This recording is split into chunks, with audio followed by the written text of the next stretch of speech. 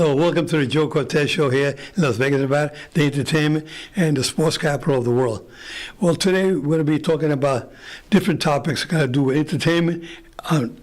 Shelly Stevens side with my co-host Shelly. Welcome to the show again today. Hey everybody. And we're going to talk a little bit about boxing. A lot of people have been asking me a lot about Shelly, her background. And we will let her explain to us a little bit about her background. So I'm going to be asking her some questions. And a lot of people have been asking me about my background. A lot of people know me as a referee, but they don't know about the days of my fighting days. So we're going to split up the show, give you guys a little information about both of us, okay? Shelly, how you guys doing? We're doing pretty good. How you doing? Okay, well now, I understand that you and your husband are performing. Is it tonight? Tonight, yeah. We're going to be at the German American Club again, doing our Motown and More show. It's also a member of the club. It's one of the ladies. It's her birthday, so she's having a big birthday party there tonight. So it should be a good, big crowd. Good. So you guys perform on the weekend, regularly on the weekends? Regularly at Lola's, yeah, on Saturdays. And then we have private parties. Sometimes we go back and do cruise ships a little bit. We haven't been over the international cruise ships for a while since we were stuck on the ship when COVID came out. And then we were stuck on the ship for a year and a half. So I told my husband, look, I'm not ready to go back out to the long cruises just yet. So we've been doing a couple of river cruises here and there with biking. And we kind of like that. You know, it's like no kids, no casino. We just go to places we haven't been in the United States. No, those trips when you go on the Viking on the here in the United States, that's up and down the Mississippi River? Yeah. I guess you perform on that how often? Oh, every night. Every night we do like maybe 2 shows in the lounge. Sometimes we're in the showroom. We go back and forth, and it's just great. Yeah, you have anything booked in the future, near future? Yeah, in the spring when the weather changes again. They don't go anywhere this time of year because the weather's so bad with the snow and the ice. You know, nobody really wants to go walking around now. So springtime we'll be back. Okay, good. Yeah. So now let me ask you a question. Now you started with the singing with your husband Wesley. Back how many years ago? Oh, let's see. We started singing, I would say, 1984, around then. I was actually a flight attendant at the time. Which airline was that? Pan Am. Pan Am? Yeah. Those aren't six anymore. I know. Pan Am was back in the day when flying was a little bit more classy than it is now. People got dressed to get on the plane. You know, we had first class meals in first class. It was like the food was cooked on the plane and totally different than it is now. Yeah. It was good old days and oh yeah. Big difference like day and night, right? And I met so many celebrities, you know, it was like Frank Sinatra I knew and Muhammad Ali, your friend, you know, I met him on a Pan Am flight and he was so kind and so gracious and not a lot of people know that he does magic. You know, he does magic tricks and he brought all the kids from economy up to sit around him on the floor first class while he performed tricks for them. So really? Flying was a whole different story back then. So Muhammad Ali was really good with the kids, Yeah. And he also knew my husband, who I didn't even know at that time, but my husband spent a lot of time with him. What's the training camp called? Deer Lake or something? In Deer Lake, yeah. Yeah, he met Muhammad Ali somewhere. I think he was performing somewhere when he was with the Stylistics, and they became friends. So Muhammad Ali invited him to come visit him at the training camp. And we had a little bit in common, you know, when I met my husband. But I met my husband in a restaurant, actually, my birthday. My girlfriend took me out for my birthday, and she says, oh, there's a great piano player there. You're going to have a good time. And so we went in, and I saw the piano player. You know, my girlfriend waved, and we sat down. And she's like, oh, he used to be with the Stylistics and the Commodores, and when he takes a break, I'll introduce you. And I was like, okay, cool.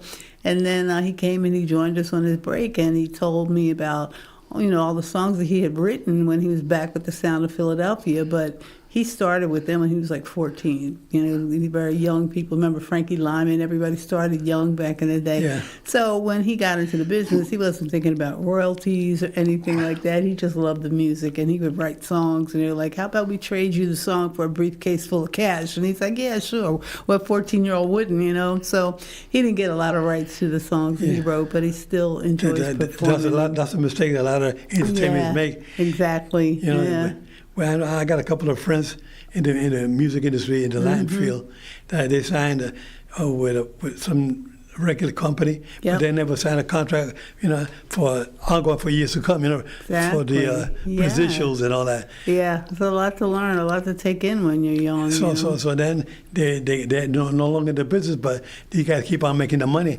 off of them. Yeah. That's like on television. I see all these fights.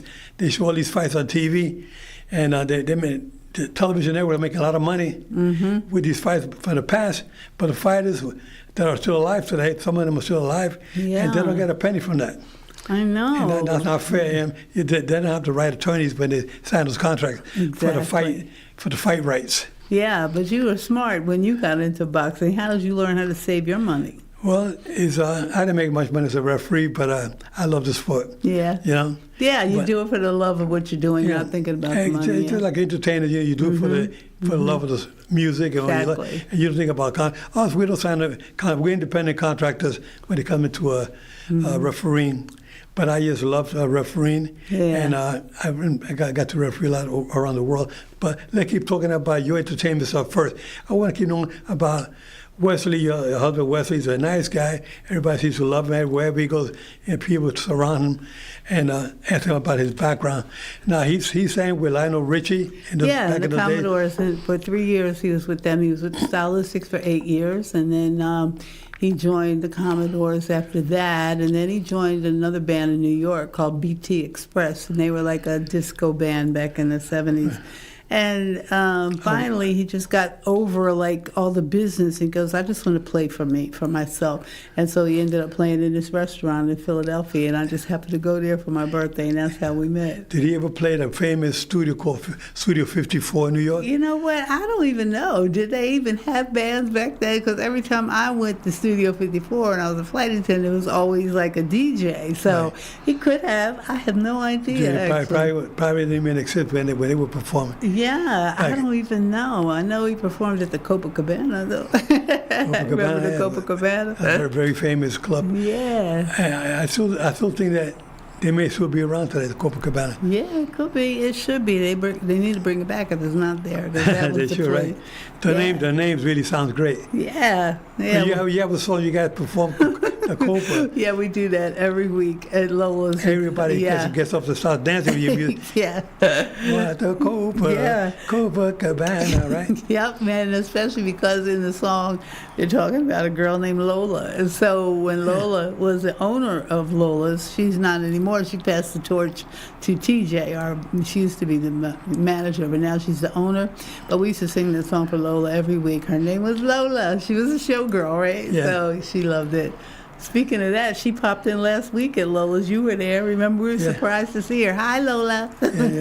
Yeah. Came in with her boyfriend and having a good time. Yeah, it was really a good time. And TJ with her husband, Carlos, and not beautiful couple. No, they are. You can see how much they're in love with each other. Every time they pass each other, they always kiss each other. I know, they're so cute. Yeah. Oh, we have so much fun at Lola's. That's like our second home. Yeah, so now Wesley started performing when he was about 14 years old, back in the day in Philadelphia, right? Yeah. And then how did he get involved with the Stylistics and the Commodores? Actually, he was, Wesley was a church boy back then. His grandfather was a Baptist minister, and he was only playing like music from the church, but then one day he was playing something else, and the Stylistics used to rehearse right down the street from Wesley's house. So they passed by his house one day, in Philly, the windows were all open in the summer, none of us had air conditioners, so they could hear him playing, and they were like, oh, what's that playing? And he came and knocked on the door, and Wesley's grandmother answered the door. And they were like, we want that guy that's playing right now. We want him to come to one of our rehearsals. We need him to be our piano player, our keyboard player. And she's like, no, he's in the church. He's not coming. And she slammed the door. But Wesley was like peeping out there, and he heard the conversation. So he snuck over to the rehearsal one day. And after, he would sneak out and start rehearsing with them. And they used him for shows. And then he had to break down and tell Grandma, I joined the Stylistics, but I'm going to get you a free ticket and sit in the front row so you can see what I've been doing. And after that, she was good with it. So that's how it started for him. Yeah. Yeah, well, that's like a dream come true for somebody his age starting out. Yeah, exactly. And the Commodores and the Stylistics were really on top of the charts. They sure were, and still are. Everybody is still going strong. whenever the stylistics are in town, we always go and see them, and we still talk to them all the time. Not the originals. They use the name. But Actually, there's two different groups of the stylistics now because they kind of broke apart, as some musicians do. And now they have this stylistics, and then they have Russell Tompkins and his stylistics. So there's two stylistics. So something like a franchise.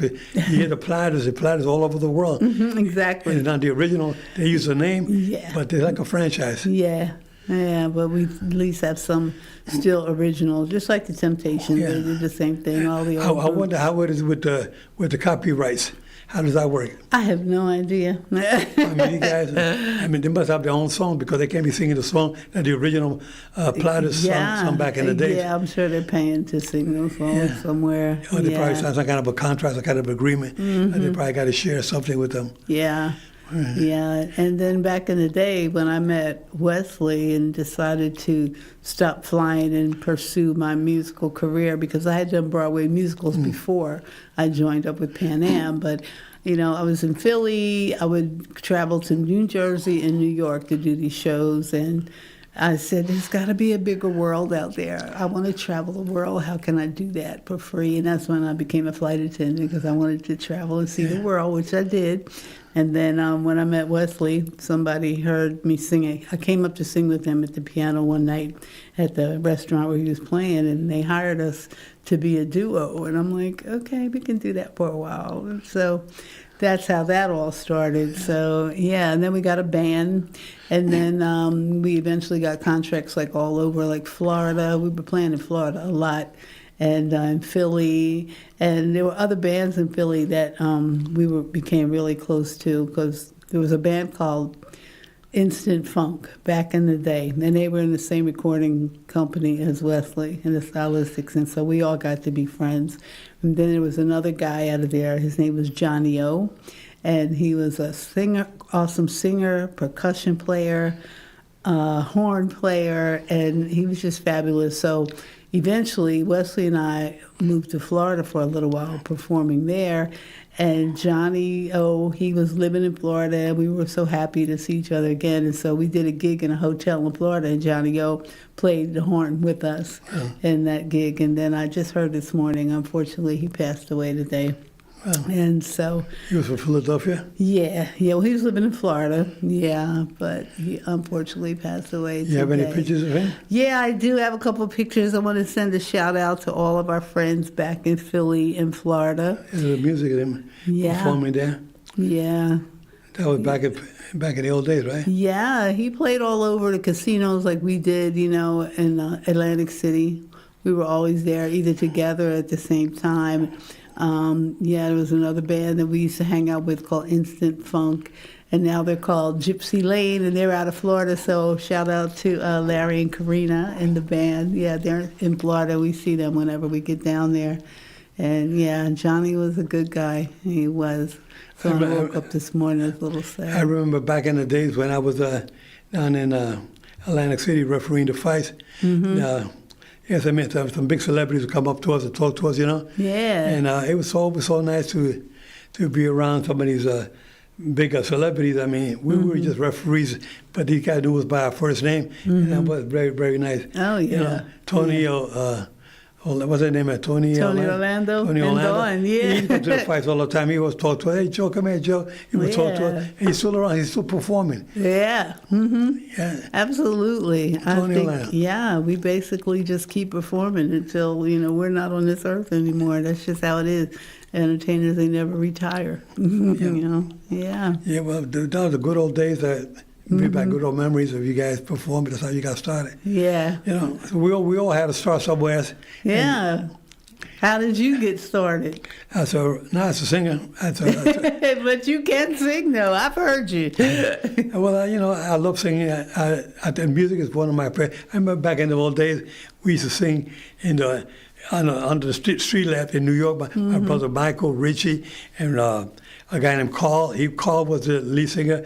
Or a guy named Louis Ramos. There's another guy. He was lead singer, but we had so much fun just singing the old doo-wop stuff, Yeah. a cappella stuff. Yeah, we used to like sing in the hallway, because the hallway, you got a good echo, and we would sing together. But then, I got into boxing. There was a fighter by the name of Gaspar Indian Ortega who moved into my neighborhood, and he was the one that got me started with boxing. I got my brother Mike. My brother Mike, they call him Mike Golden Boy back in those days. Yeah. He was one of the original Golden Boys. My brother Mike, he wear the gold robe, gold trunks, gold shoes. And he come out there, my Golden Boy.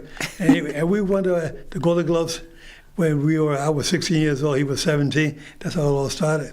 Oh. Started the amateur. We were the product of the Boys Club of New York. And that's how it all started. We had a lot of fun fighting in the Boys Club tournaments. But at the Golden Glove tournaments, Golden Gloves back in those days was big. Yeah. In Madison Square Garden, we would sell out Madison Square Garden with 15, 16,000 fans in Madison Square Garden. I remember my brother Mike and I winning our first championship in 1960. And my brother Mike, he was a real fancy, classy boxer. You couldn't hardly hit him, But I would get out there. I was a little quicker. I was not as heavy. My brother Mike was a featherweight, 126-pounder, and I was a flyweight, 112-pounder. With my first Golden Glove championship. That was my novice year, 1960, and some years back. And then we won the Spanish Golden Glove the same year, the Open Division. Then I won the following year the New York Open Championship. And that was really great because there was a fighter by the name of Angelo Soto. Angelo Soto was one of the most outstanding fighters in New York City as a bantamweight, 118-pounder. And he was really classy, good-looking guy, had good style. He could move around the ring, he was a good puncher. And my brother Mike used to tell me, before I started boxing, my brother Mike would say, Joe, there's a guy named Angelo Soto. He comes around to my gym once in a while, works out. You got to come in and see this guy. This guy like a pro, really good. Well, you imagine, 2 years after I started that Golden Glove tournament, I had to fight Angelo Soto for the Open Championship. And it was unbelievable because I ended up beating the guy for the Open Championship. Oh, and my brother Mike said, Joe, you know who you just beat? I mean, you beat one of the best in the city. Well, anyway, but New York, being a fighter in New York, you get bullied a lot in school. I did it because I was tall and skinny. And people would bully us a lot. And I kept saying to myself, this got to stop. I'm not going to let these guys continue bullying me. There was a guy named Vladimir Juzina. And Vladimir Juzina was a tall Polish fighter, big guy. He was big. He would pick at everybody at school because he was so big, big blonde-headed guy. One day he picked on me. We were in the same classroom. I was going to go outside the hallway. We went in the hallway, and the first punch I threw, he had a big nose. I busted his nose. He started picking on me. And would you believe it? When I won the Open Championship in Madison Square Garden with over 15,000 fans, I won the Open Championship. He won his first heavyweight championship as a novice, as a beginner. He won his championship. And I said to myself, look at that. I said to my brother Mike, that's a guy who was picking on me in school. Now he's fighting for the heavyweight championship. He had the Golden Glove. He ended up winning the Golden Glove championship. And but that was the beginning of my career. And then from there, we ended up fighting for the Eastern Golden Glove Championships. After you win the New York Open, you have to then go for the Eastern Golden Glove Tournament. And my brother Mike and I were the first brothers to win the New York, the Eastern, and the same year we won the National Golden Glove Championship in Chicago Stadium. So it was for us, it was a great honor, because I mean, being bullied in school so much, come from a tough neighborhood, a lot of gangs, a lot of drugs, a lot of guys drinking. Whatnot. My brother Mike and I, we stayed away from all of that. We didn't touch drugs. We tried a gang one day and had it like that. They started throwing bottles. They used to fight like in the old days with bottles and sticks. I said, that's not for me.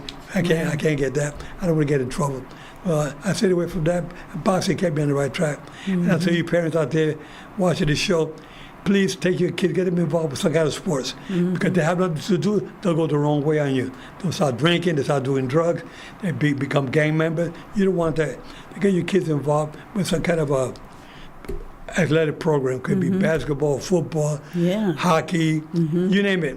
Boxing is good, Yeah. It's a good sport, but they did a boxing. You don't play boxing. You're in the hurt business. Yeah. You talk about boxing, you're in the hurt business. So, but any sport, keep your kids involved is good. I'm glad I got involved. If it wasn't for boxing, who knows where I'd be today. Yeah. But I can tell you that if it wasn't for Gaspar Ortega, the fighter who moved into my neighborhood, he's the one that planted the seed. And my brother said about becoming a fighter. And my brother Mike would come home with some little trophies. He would show off the trophies. And he said, come on, Joe, you can do that. You can get the same. I said, no, not me. But my mom didn't want me to fight because I had broken my jaw on both sides. Oh. I fell off a wall and I broke my jaw. I was in the hospital for a month, and my mother said, no, you can't fight. You fell off a wall. Yeah. I playground for us was Tar City up on the roof or the backyard, running up and down the fire escapes, ended up walking on this wall, narrow wall. Oh, my And I was walking on the wall, and I slipped.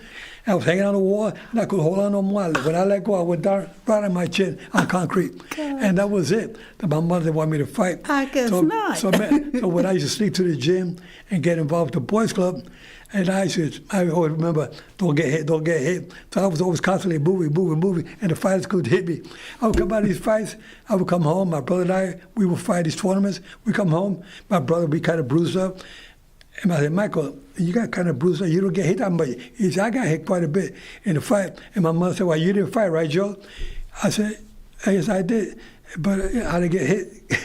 maybe my mother would have been a better trainer to train me how to hit and don't get hit. I know. Oh, my Lord. But it kept us on the right track. But it was good. I mean, it was a good thing for me getting involved with boxing. It was a blessing in disguise, let's put it that way. Yeah. Because I would have never thought in my wildest dream that I got to get to the level that I got to. I became a referee. I turned pro when I was 18. I remember that I lost my 5th pro fight. I got upset. I got within the Army, joined the Army. Then in the Army, I couldn't fight because the day I was working at the gym, and the lieutenant come over and said, come here, Joe, Mr. Cortez, come here. He said, you trying to join the team? I said, I'm just working out. He said, because I read up on you. You're already a professional fighter. Yes, I am. I said, yeah, I'm just working out. He said, but you can't join the team because you're just only for amateurs. You're already a pro. And I was only 18 years old. But anyway, I had some fights while I was in the Army. I had some fights, and not in the Army, but professional fights outside the base after I got enlisted. But I felt that boxing opened some doors for me. When I came out, that's when I kept on with my boxing career. I got married, and then after I got married, I kept on fighting. And then I came to the point where I had 2 kids that wasn't making any money. Back in those days, there was no money for boxing, especially the light division. I was on the bantamweight, featherweight, and there was no money around, so I gave it up early. And then 8 years later, I came back as a referee. And people say, Joe, well, who planted the seed in your head? There was a gentleman by the name of Pat Masher. Pat Masher used to referee my fights in the Golden Gloves. Well, so what happens that after I got married, I moved to Puerto Rico I was born and raised in New York, but I moved to Puerto Rico. I got an offer to work in a hotel. I said, you know what? I took a shot, went out there, and I met a gentleman, Pat Masher, who was a guest at the hotel. And already I worked my way up from front desk clerk to an assistant manager, an executive manager of the hotel. And I said, and my name would be up on the bulletin boards or whatever, with some billboard information given to the guests. Executive assistant manager Joe Cortez, and the guy Pat Masher called the operator. Can I speak to Mr. Cortez? And I got him on the phone, and he said, I said, yes, can I help you? He said, are you one of the Cortez brothers for New York that won all those championships? Yeah, I'm Joe Cortez, the younger one. He said, I used to referee your fights out there in Madison Square Garden when you were fighting for the championship. My name is Pat Masher, and I'm a guest here at the hotel right now. I said, where are you? He said, I'm at the lobby, and the phone in the lobby. I went downstairs to the lobby. There he was. We shook hands. It was Pat Masher. He said, Joe, if you ever come back to New York, give me a call. And that was in December 76, I made a move back to New York after being 8 years in Puerto Rico. And then before you know it, I started with the Police Athletic League. He said, Joe, get involved with I want you to be a referee. He said, get involved with the Police Athletic League. And I got involved. For 4 or 5 months, he said, there was a guy named Joe, I forgot the last name. And he told me, he said, Joe, I want you to get involved with the Golden Gloves, or just sign up. And I signed up with the Golden Gloves. And I said, his name was Johnny Defoe. John Defoe was the director of the Police Athletic League of New York. He opened on Bruckner Boulevard, and he said, Joe, get involved with the Golden Gloves. They're right around the corner. I will sign you up. They signed me up. And before you know it, I'm doing fights. One night, there's a big snowstorm in New York City. Oh, my. And there had 27 fights, and no referee showed up. I was the only one there. And they were all novice beginners, So I ended up doing 27 fights that night. I had to stop them in the first round, second round. They were beginners. But I did 27 fights one night. Wow. And I got out of that place. I was kind of tired, but I loved it. And then they had me doing the quarterfinals, the semifinals, and the finals. And the gentleman, Pat Matcher, said, Joe, nobody does quarterfinals, semifinals, and the finals the first year. You're lucky you got to the finals. So I got to the finals, and I did 2 championship fights in the finals of Golden Gloves. And a week later, I get a call from Deputy Commissioner Frank Morris. He called me up in New York State Athletic Commission. He said, Joe, I was watching you last week at the fights. Can you come up to my office? I want to talk to you about something. I went to the office. I said, what do you want to talk to me about? He's with the pros. I'm an amateur. Anyway, I went in to find out. He said, Joe, I want to make you an offer. I saw you referee, and I want to turn you pro. I said, I want to do it in 6 months. He said, Joe, you got natural talent. He says, you're good for the pros. We need a referee like you. You're Hispanic, you're young, and you'll be perfect, perfect match for us with the commission. I said, well, I get any work? He said, Joe, I promise you, every show we have, you'll work 4 rounders and 6 rounders to get you started, get some experience. I said, okay. So before you know it, a year and a half later, they gave me my first 10-round fight. It happened to be at White World of Sports. And I said, wow, that was a dream come true for me. And that's the beginning. People constantly ask me, Joe, how do you get started? And I said, you know what? Today is the perfect day to talk about your career, talk about mine, because these people can know how Joe Cortez started as a referee. Mm-hmm. It did start with me with my fighting days, and then I ended up refereeing some of the biggest fights. My dream was to do one world title fight, and that dream came true in 1982, 5 years after I turned pro. In Atlantic City, the deputy commissioner back then was Bob Lee, and the commissioner was Jersey Joe Walker, former heavyweight champion. And they gave me my license in New Jersey. And then they gave me my first world title fight. Aaron Pryor versus Miguel Montilla in Atlantic City, 1982. That was the beginning. And people say, Joe, how can you remember all those years and dates? I know, he remembers everything. I still got a little spark of the old flash. But I tell you, I kept on, and that was my first fight. Aaron Pryor, Miguel Montilla. And then my second world title fight was Michael Spinks and Oscar Riva De Niro. Oscar Riva De Niro was a Brazilian fighter. And the fight took place in Vancouver, Canada. When I went up there, the media had a media conference, and they wanted me to attend the media. They would ask me some questions. When I was sitting down, and they asked me, Mr. Cortez, so you're a referee now? How many world title fights do you have? And I said, I was so embarrassed to tell them that would be my second world title fight, because, somebody referee had so many fights as a referee. That was only my second. But anyway, I was embarrassed to tell them it was 2. I think I told them it was 3. Oh, my goodness. Anyway, but when I retired, I tell you, I retired with 176 world title fights that I know of. Then people say, Joe, BoxRec got all you look at BoxRec, you see all your fights that are in there. How many fights did you referee? Total fights I refereed the pros was close to 1,000 professional fights. But out of those 1,000, 176 were world title fights. But there's some small sanctioning bodies that I didn't take into consideration as world championship fights. Maybe I should have. But 176 is what they told me that I have. And that was a dream come true. I could never believe that I refereed that many fights. But anyway, you fans out there, you viewers that want to know a little bit about how Joe Cortez got started, you got all that in a little nutshell of how I got started as a referee. But remember, my fighting days is what got me to become a referee. And of course, Pat Matcher was the man who planted the seed in my head to become a referee. Wow, what an amazing story. That's why I love sitting down having conversations with you. You know, we always just find something great to talk about. Well, your husband, he's a big fight fan. Big fight fan. When we first met, he was a big fight fan. I didn't really know too much about it, but over the years I learned and I learned. And then when we met you a couple of years back, it was just like such a joy for my husband. He was going crazy, and then we all became so close, like family. Yeah. And here we are having a conversation. Well, we had to share today about Shelly, music, and we'll share about, a little bit about my boxing career.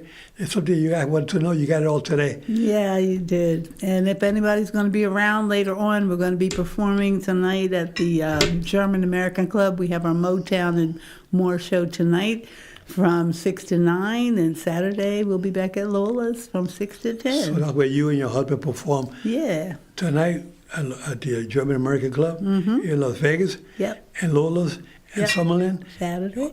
at the... Yeah, the Town Center Drive and Summerlin Parkway. That's it. Well, fans, good to be on the show today.